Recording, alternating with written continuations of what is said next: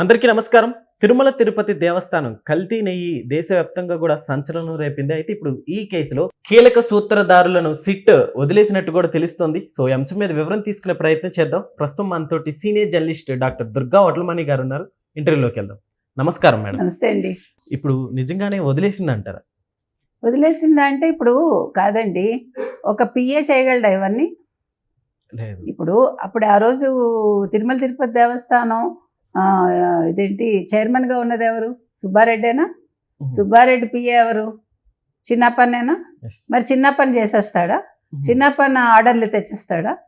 చిన్నప్పని చెప్తే వాళ్ళు వచ్చి లంచాలు ఇచ్చేస్తారా, కమిషన్లు? కుదరదు కదా. ఇప్పుడు ఎవరితో ఒప్పందం చేసుకుంటారు? మామూలు ఇప్పుడు కంపెనీలు ఉంటాయండి. ఫర్ ఎగ్జాంపుల్ ఇప్పుడు లోకేష్ గారు దావోస్ వెళ్ళారు. కంపెనీలు ఆ కన్సర్న్ మినిస్టరే చేస్తారా లేకపోతే మినిస్టర్ పిఏ చేస్తారా? నాకు తెలియదు, అడుగుతున్నా. పిఏలు చేస్తే వాళ్ళు ఒప్పుకుంటారా? పెద్ద పెద్ద కంపెనీలు ఒప్పుకుంటాయా? కాదు కదా. ఇప్పుడు ఇంకప్పుడు ఆయన మరి చైర్మన్గా ఎందుకున్నాడు? సుబ్బారెడ్డి చైర్మన్ కాదా అప్పుడు? ఆయన చైర్మన్గా ఉన్నారు కదా, మరి చైర్మన్ పదవిలో ఎందుకు కొనసాగాడు ఆయన? ఆయనకి అంటే నిర్ణయాలు తీసుకునే అధికారం లేనప్పుడు ఆయన అసలు కొనసాగకూడదు కదా. ఇక్కడ అసలు 2019లో వాళ్ళు ఏం చేశారు? 2019 డిసెంబర్కి వీళ్ళు మొత్తం మార్చేశారు టెండర్ రూల్స్ మార్చేశారు. 3 సంవత్సరాలు ఉండాలి. తర్వాత వాళ్ళ టర్న్ ఓవర్ చూస్తారు, వాళ్ళ కెపాసిటీ ఎంత, వాళ్ళకి డైరీ కెపాసిటీ, వాళ్ళు ఎంత నెయ్యి సప్లై చేయగలరు, ఇంతకుముందు ఎవరికి చేస్తారు, ఇవన్నీ చూస్తారు కదా. అవేవి చూడకుండా ఒక ఏడాది ఉంటే చాలు. అసలు ప్రైవేట్ డైరీలకు ఎందుకు ఇచ్చారు? సహకార డైరీలు వదిలేసి, ఇప్పుడు నందిని లాంటి పెద్ద డైరీలను వదిలేసి మరి ఇలాంటి వాటికి ఎందుకు ఇచ్చారు? ఒకటి. రెండోది, అసలు ఆవు నెయ్యి అంతకుముందు అవి సప్లై చేశాయా? ఎవరికి చేశారు? ఏ గుళ్ళకి చేశారు? ఏ ప్రసాదాలు తయారయ్యాయి? అంటే బోలేబాబా కావచ్చు, వైష్ణవి డైరీ కావచ్చు, అవేవి తెలుసుకోలేదు కదా. అంటే అసలు నెయ్యి అనేది అక్కర్లేకుండా పామాయిల్ చాలా చీప్గా దొరుకుతుంది. అందులో రసాయనాలు కలిపితే 250 కోట్లు తినచ్చు. ప్రజలు ఏమైతే ఏమైంది? భక్తులు ఏమైతే ఏమైంది? భక్తుల ఆరోగ్యం చెడిపోతుందా? కల్తీ మధ్యలో మేము జగన్ బ్రాండ్సే తీసుకొచ్చి ప్రజల్ని మేము చంపేశాము, ఇదే ఉంది ఇది. అయినా మేము క్రిస్టియన్స్ కదా. నిఖార్సైన హిందువుట ఆయన. నిఖార్సైన హిందూ కాబట్టి అలా చేశాడా? మీరు మొన్న చూశారు కదా, నిఖార్సైన హిందూ అని చెప్తున్నారు. అంటే ఇవాళ చిన్నప్పన్న అనే అతను ఒకవేళ అగ్రిమెంట్ చేసుకునే కెపాసిటీ ఉంటే అసలు చైర్మన్గా సుబ్బారెడ్డి ఎందుకు కొనసాగారు? ఇంకా ఈవో కూడా ఎందుకు అక్కడ? ఇంకెవడూ అక్కర్లా. ఇక్కడ క్లియర్ కట్గా మీకు పెద్దప్ప ఎవడు అనేది అర్థమవుతుంది. ఆ పెద్దప్ప పైన పెద్ద పెద్దప్ప ఎవడో కూడా మీకు అర్థమవుతుంది. అయితే మేడం, ఇక్కడ ఢిల్లీ పెద్దల ఆశీర్వాదం ఏమన్నా ఉందా అంటారా? ఢిల్లీ పెద్దల ఆశీర్వాదం ఎందుకు ఉంటుందండి? వాళ్ళు కూటమిలో ఉన్నారు, అలాంటివి ఉండవు. కాకపోతే ఏంటంటే విషయాలు ఇంకా బయటికి రావాలి. అందుకే ఇక్కడ చూసారా, మీరు వివరంగా వినండి. తిరుమల తిరుపతి దేవస్థానం నెయ్యి కొనుగోళ్ల టెండర్ నిబంధనల్ని 2019 ఆగస్టులో పటిష్టం చేస్తూ అప్పటి ఈవో ఉత్తర్వులు ఇస్తే ప్రైవేటు డైరీలకు మేలు చేసేందుకు 4 నెలల్లోనే 2019 డిసెంబర్లో వాటిని సడలిస్తూ అప్పటి చైర్మన్ వైవి సుబ్బారెడ్డి ఆధ్వర్యంలో తిరుమల తిరుపతి దేవస్థానం పాలక మండలి ఎందుకు నిర్ణయం తీసుకుంది? డైరీ సంస్థల వార్షిక టర్నోవరు, పాల సేకరణ, నెయ్యి ఉత్పత్తి సామర్థ్యాన్ని తగ్గించడం వెనుక మర్మం ఏంటి? సో తిరుమల శ్రీవారి లడ్డూ ప్రసాదం తయారీకి ఇతర అవసరాలకు ప్రైవేట్ డైరీల కల్తీ నెయ్యి ఎందుకు వాడారు? ఇవన్నీ కూడా డౌట్సే కదా మనకి. అసలు ప్రైవేట్ డైరీలకి ఎవరు రాజమార్గం పరిచారు? ఎందుకు రాజమార్గంలో తీసుకొచ్చారు వాళ్ళని? ఇవన్నీ వైవి సుబ్బారెడ్డి చెప్పాలి. సో ఇంకొకటి ఏంటంటే, కల్తీ నెయ్యి కుంభకోణంలో అప్పటి తిరుమల తిరుపతి దేవస్థానం చైర్మన్ వైవి సుబ్బారెడ్డి సహాయకుడు చిన్నప్పన్న కీలక పాత్ర పోషించినట్లు నిర్ధారించింది సిట్టు. అతని వెనక ఉన్న పెద్దప్ప ఎవరో ప్రైవేట్ డైరీల నుంచి లంచాల రూపంలో చిన్నప్పన్న తీసుకున్న డబ్బు ఏ అంతిమ లబ్ధిదారుడికి చేరిందో ఎందుకు తేల్చలేదు? ఇప్పుడు సిట్టు మీద క్వశ్చన్స్ వేస్తున్నారు ప్రజలు. ఎందుకంటే చిన్నప్పన్న అకౌంట్లోకి 4 కోట్ల 4.5 కోట్ల 5 కోట్ల వచ్చిందండి. అతను ఒక 5 లక్షలు ఉంచుకుని ఆ డబ్బు వేరే అకౌంట్కి పంపించాడు. అంటే తెలివిగా సుబ్బారెడ్డి తన పేరు బయటకు రాకుండా చిన్నప్పన్ని ఇక్కడ అంటే కీలక పాత్రధారిగా చేసుకుని ఇవాళ అతన్ని తెర ముందు తీసుకొచ్చాడు. ఓకే. మరి సిట్టు దీని మీద మాట్లాడాలిగా. ఇవాళ ప్రజలు అడుగుతున్నది అది. ఇప్పుడు మీరు అన్నీ చేసేసామన్నారు సిట్టు, అన్నీ తేల్చేశారు.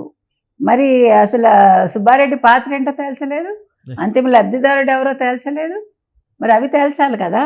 ఇంకొకటి ఏంటంటే ఇందాక మనం చెప్పుకున్నట్టుగా ఒక పెద్దల అండా ప్రమేయం లేకుండా చైర్మన్ పిఏ ఒక డైరీ యజమాని ఢిల్లీ పిలిపించుకుని పంచాయతీ పెట్టకుండా 50 లక్షల కమిషన్ డిమాండ్ చేయగలడు. చేయలేడుగా.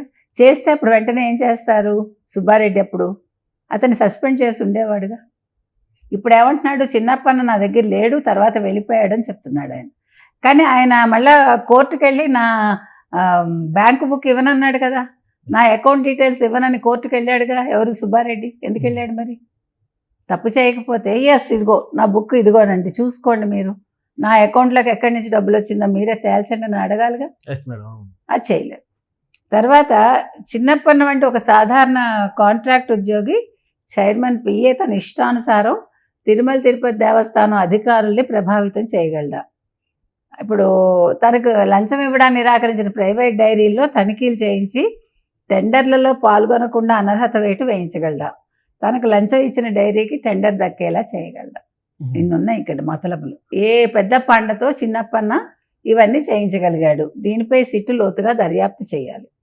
ఒకవేళ ఎవరి అండా లేకుండానే చిన్నప్పన్న ఈ అరాచకాలని చేస్తే మరి తిరుమల తిరుపతి దేవస్థానంలో చైర్మన్, బోర్డు సభ్యులు, ఈవో, అదనపు ఈవో, కొనుగోలు కమిటీ సభ్యులు, అధికారులు ఊరుకుంటారా? అంత పెద్ద వ్యవస్థను కాదని కనీసం తిరుమల తిరుపతి దేవస్థానం ఎంప్లాయీ కూడా కాదు అతను. అతను పెర్మనెంట్ ఎంప్లాయీ కాదు, అతను ఒక ప్రైవేట్ ఉద్యోగి, కాంట్రాక్ట్ ఉద్యోగి. అతను అట్లా నిర్ణయాలు తీసుకుంటే మొత్తం బోర్డు అంతా అలా చూస్తూ ఉంటుందా? ఇంకా అప్పుడు అసలు తిరుమల తిరుపతి దేవస్థానం బోర్డు ఎందుకండి? పాలక మండలి ఎందుకు? అసలు చైర్మన్ ఎందుకు? ఈవో ఎందుకు? వీళ్ళందరూ అవసరం లేదు కదా. ఇవాళ ఇవన్నీ సందేహాలు మనకి. తర్వాత చూసుకుంటే మీకు కిలో నెయ్యికి 25 రూపాయలు చొప్పున లంచం అడిగాడని సుబ్బారెడ్డికి బోలేబాబా డైరీ డైరెక్టర్ పొమిల్ జైన్ ఫిర్యాదు చేసినట్టు చిన్నప్పన్న రిమాండ్ రిపోర్ట్లో పేర్కొన్న సిట్టు ఆ విషయాన్ని ఛార్జ్షీట్లో ఎందుకు ప్రస్తావించలేదు? ఇప్పుడు చిన్నప్పన్న ఏం చేశాడంటే తనకు కిలో నెయ్యికి 25 రూపాయలు ఇవ్వాలని చెప్పి డిమాండ్ చేశాడు. ఓకే. బోలేబాబా వాళ్ళని. సో ఆ డైరెక్టర్ పొవిన్ జైన్ ఉన్నాడు కదా, అతను ఈ విషయాన్ని సిట్కి వెల్లడించాడు. కానీ సిట్ ఛార్జ్ షీట్లో ఈ విషయాన్ని పేర్కోలేదు. సో ఇక్కడ మీరు అన్నట్టుగా ఎవరు దీన్ని మేనేజ్ చేస్తున్నారు? సిట్ని ఎవరైనా మేనేజ్ చేస్తున్నారు. మనం నిన్నటి వరకు మనం సిట్ని చాలా అభినందించాం. మనం సిట్ చాలా బ్రహ్మాండంగా చేస్తోంది, చాలా నిజాయితీగా వ్యవహరిస్తోందని. కానీ ఎప్పుడైతే సుబ్బారెడ్డి పేరు రాలేదో బయటికి, ఎప్పుడైతే అంతిమ లబ్ధిదారుడు తెలియలేదో, ఇప్పుడు అందరిలోనూ ఈ సందేహాలు వస్తున్నాయి. సో ఇంకా మీరు చూసుకుంటే కనుకైతే సుబ్బారెడ్డి అసలు ఎందుకు మరి ఈ విషయాన్ని తెలిసాక కూడా చర్యలు తీసుకోలేదు. తర్వాత ప్రీమియర్ అగ్రి ఫుడ్స్కు 35% నెయ్యి సరఫరా ఆర్డర్లు దక్కేలా చేసి ఆ సంస్థ ఎండి జగన్మోహన్ గుప్తా నుంచి చిన్నప్పన్న 50 లక్షలు లంచం తీసుకున్నాడని సిట్టు గుర్తించింది. అది ఎవరికి చేరిందో ఛార్జ్ షీట్లో ప్రస్తావించలేదు. మరి ఎందుకు ప్రస్తావించలేదు?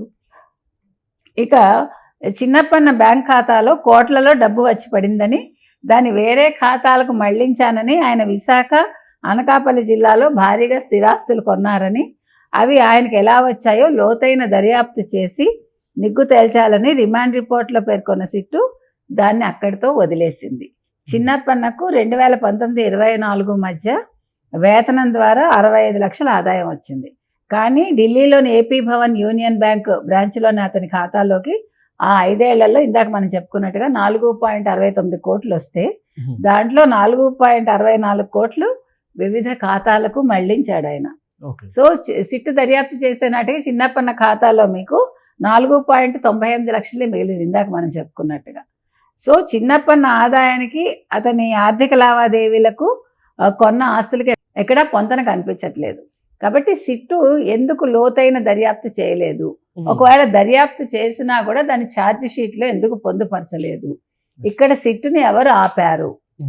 సిట్టు వెనకాలన్న ఆ పెద్ద తలకాయలు ఎవరు, ఇది తెలియాలి.